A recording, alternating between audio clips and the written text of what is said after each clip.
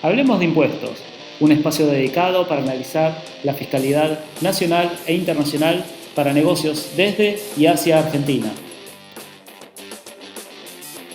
No olvides compartir este podcast con tus amigos y conocidos.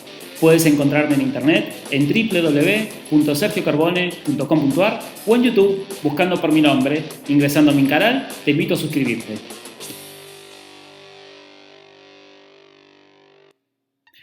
Y el circuito de pagos de las empresas siempre es un problema.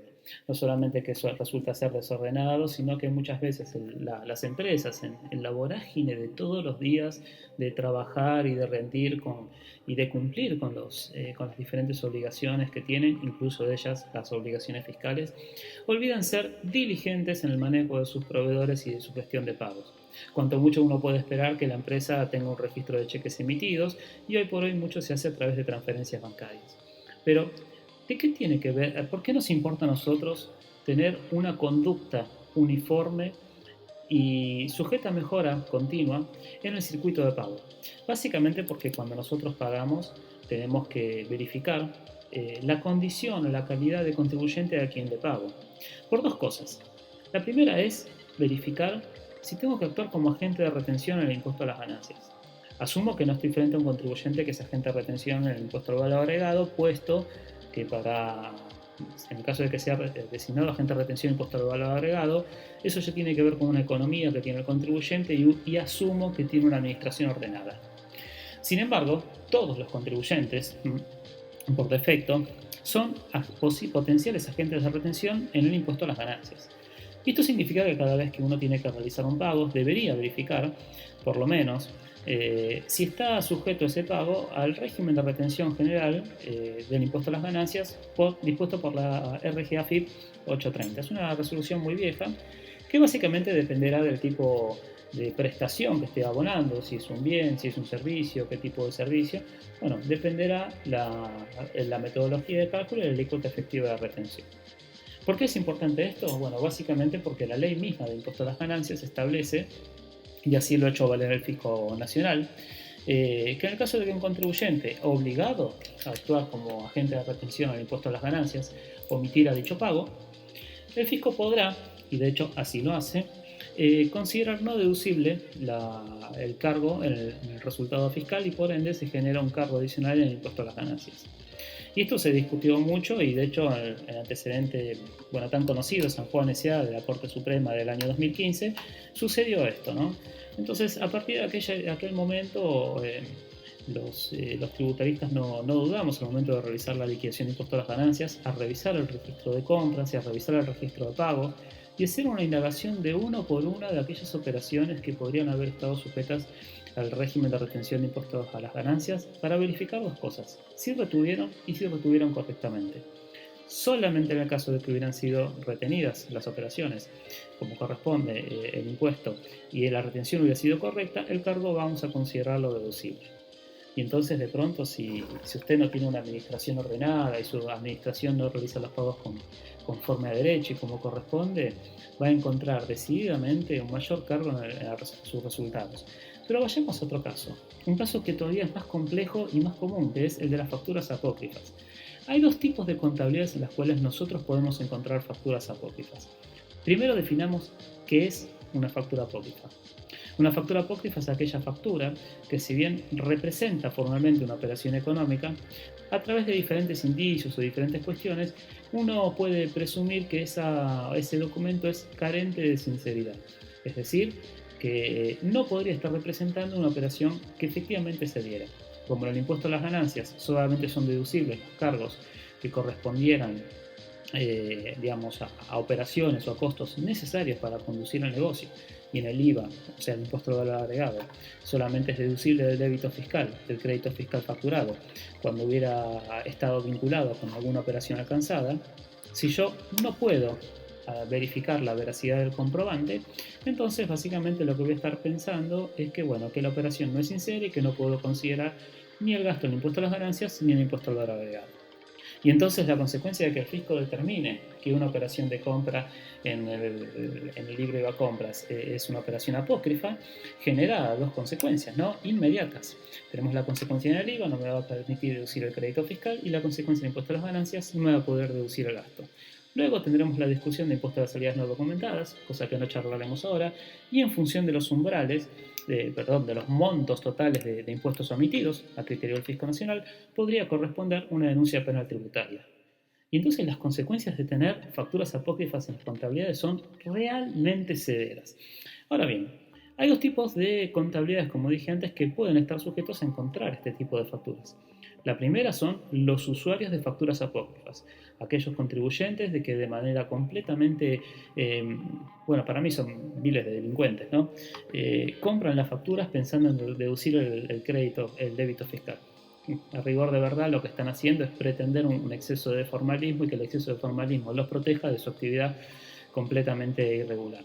E incluso a veces me pasa que me he topado con contabilidades que se pretenden que están bien cuando retienen el impuesto a las ganancias y tienen todos los remitos y los recibos. Y ahora vamos a ver el tema ese. Sin embargo, los pagos efectivamente nunca se realizan, con lo cual el circuito de compras queda roto. Y después tenemos otro tipo de contribuyentes, que la verdad es que es la mayoría, contribuyentes que en buena fe realizan operaciones comerciales con sus proveedores y luego el fisco, por determinada conducta del proveedor, o inconducta mejor dicho, considera que ese proveedor es apócrifo. Luego de considerar que el proveedor es apócrifo, el contribuyente sufre el ajuste por facturas apócrifas y debe salir a demostrar que la operación fue real. Y el problema se da cuando el contribuyente realmente de buena fe hizo una operación. Cuando el contribuyente no es que salió a comprar facturas. La pregunta es cómo se defiende en el tema. Bueno, hace muy poquito tiempo salió en cámara un antecedente que es LDC Argentina, donde, bueno, básicamente el fisco había considerado que ciertas operaciones de compras en la contabilidad de contribuyentes eran apócrifas. ¿Por qué así lo había considerado el fisco? Bueno, porque no había podido encontrar los domicilios de los proveedores. ¿Esto qué significa? Significa que de pronto uno le compra, realiza una operación de compra, retiene como corresponde, la registra como corresponde, hace las validaciones que vamos a ver en unos minutos, pero sin embargo, transcurrido el tiempo, el proveedor desaparece, deja de presentar sus declaraciones juradas, deja de comportarse conforme a derecho y el fisco lo va a buscar y no lo encuentra. Pero como sabe a quién le vendió el proveedor, el fisco va contra cada uno de los clientes. Entonces, como vemos, realizar negocios en Argentina incorpora un elemento aleatorio y de riesgo que hasta ahora podríamos no haber pensado. Un contribuyente operando de buena fe, reteniendo impuestos a las ganancias, ¿puede sufrir un cargo por facturas apócrifas? Efectivamente sí lo puede sufrir. Entonces, ¿qué tenemos que hacer nosotros? Nosotros tenemos que entrenar a nuestro sector de pagos. Nuestro sector de pagos, ¿qué es lo que debe hacer ante la necesidad de sacar un pago? Lo primero que tiene que hacer es, ante cada pago, consultar la constancia de inscripción impositiva e imprimirla para verificar que estén los impuestos activos del proveedor. Ante cada pago debe verificar la validación de la factura. Incluso cuando estamos frente a una factura electrónica debemos verificar que es válida. Nosotros nunca sabemos si la factura ha pasado por el Photoshop. Luego, lo que tenemos que hacer es verificar si al momento del pago ese proveedor es un proveedor apócrifo. Luego, debemos verificar si efectuamos la retención de impuestos a las ganancias, si pagamos pagar por transferencia bancaria. En el caso de LDC Argentina, justamente lo que se dio, el elemento que pudo demostrar la veracidad de la operación, fue que casi todos los pagos fueron por transferencias bancarias. Si voy a pagar con cheques, los cheques tienen que ser cruzados y no a la orden. No me sirve hacer cheques a nombre del proveedor y que el proveedor luego los pueda endosar. Tienen que ser de la manera que lo estoy diciendo. ¿Qué es lo que yo busco? Que cada pago emitido por la empresa, ya sea por transferencias bancarias o por cheques, haya sido cobrado por el beneficiario del mismo, y el beneficiario del mismo tiene que ser el mismo que corresponde a mi factura. Eso robustece mi operación comercial y me permite demostrar esa operación comercial. Ahora, un punto que es sumamente importante y a veces algunos de mis colegas lo escucho decir que, bueno, nosotros no somos auditores del fisco, nosotros no tenemos que andar revisando qué es lo que hace nuestro contribuyente. Y yo, la verdad, coincido con eso. Nosotros no somos auditores del Fisco Nacional y tenemos a cargo nuestro una actividad de verificar qué es lo que hacen los proveedores del cliente que nosotros estamos con el cual estamos prestando el asesoramiento. Pero la verdad es que, si nosotros no somos dirigentes, tenemos que recomendar a nuestro cliente, y a usted, señor empresario, yo le recomiendo que si de pronto tiene proveedores con los cuales recurrentemente opera, o proveedores con los cuales realiza operaciones de significativa magnitud, o proveedores con los cuales va a realizar ahora su primera operación y es una operación significativa, si se quiere, tiene que verificar o obtener algún dato sobre la capacidad económica del proveedor de realizar esta operación. Y les voy a plantear un ejemplo. Durante el año 2016 y 2017 se crearon muchas sociedades por acciones simplificadas, las denominadas SAS. Son sociedades que por definición se crean de manera infracapitalizada y luego el otro día de constitución se dan vuelta y realizan negocios millonarios. Esos negocios cuando lo realiza la SAS no quiere decir no quiere decir que esto pueda suceder con la SAS, solamente sucede con cualquier tipo societario. Simplemente tomo la SAS por la velocidad que tomó este tema en los últimos años. Pero básicamente cualquier sociedad se puede constituir de manera con capital infracapitalizada y al otro día recibir aportes o no y poder realizar un negocio de mucho dinero o no. Los negocios, generalmente cuando los va a desarrollar un contribuyente, un empresario, tienen que ver con el capital puesto en riesgo. Las sociedades infracapitalizadas son sociedades que básicamente se constituyen en fraude a la ley general de sociedades.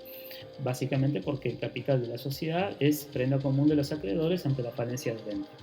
Ahora bien, si yo voy a estar realizando un negocio operativo con una sociedad determinada y esa sociedad determinada me va a estar facturando, supongamos, 10 millones de pesos en mercadería.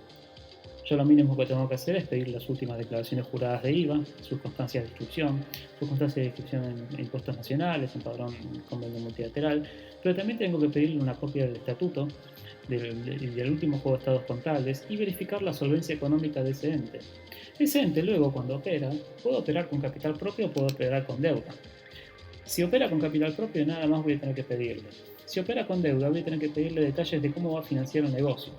¿Por qué? Porque lo que yo necesito conocer es la solvencia económica y la capacidad operativa del proveedor del bien o servicio. Porque ese es el dato que el fisco va a estar analizando. Y el fisco básicamente lo que hace es analizar a través de su base de datos cuáles son las sociedades infracapitalizadas que al poco tiempo de ser constituidas realizan negocios de varios ceros. Cuando realizan esos negocios de varios ceros, empieza a verificar las presentaciones de las determinaciones tributarias en el IVA. Si ve baja determinación de débitos fiscales, si ve capitalización a través de pasivos o balances que no se presentan directamente o declaraciones juradas que no se presentan, el fisco va a entender que se trata de una sociedad de carácter apócrifo. Y luego no va a ir contra esa sociedad solamente, va a ir contra el cliente, que incluso de buena fe realizó una operación de compra de buena fe, porque son sociedades que pueden ser utilizadas como instrumento para esconder otro tipo de fines. Entonces, como resumen, dos cuestiones que uno tiene que cuidarse en su circuito de pagos, y si hoy no lo tiene así organizado, me puede contactar y lo podemos diseñar y podemos establecer unas prácticas administrativas para sacar los pagos y verificar a cada uno de sus proveedores. Retenciones en el impuesto a las ganancias, verificar si corresponde, verificar el circuito operativo administrativo de selección y verificación de los proveedores, ¿sí? Y verificar quiénes son los proveedores, ¿sí? Armar un legajo de proveedores y tratar de analizar la solvencia económica del proveedor para las operaciones que se van a estar realizando. Uno puede operar tranquilamente en el mercado si tiene un circuito que permita reconocer el tracking financiero, el tracking de los bienes o de los servicios, que efectivamente recibe un servicio, que el servicio se ha necesitado y que el servicio le agregó valor a la empresa. Eso hay que poder demostrarlo ante el momento de que se le tilde de apócrifo una operación por servicios, y si se trata de bienes, que el bien efectivamente lo ha recibido y que luego lo ha utilizado o bien para constituir su capital, sus mercaderías, o bien sus bienes de uso habitualmente que utiliza para trabajar.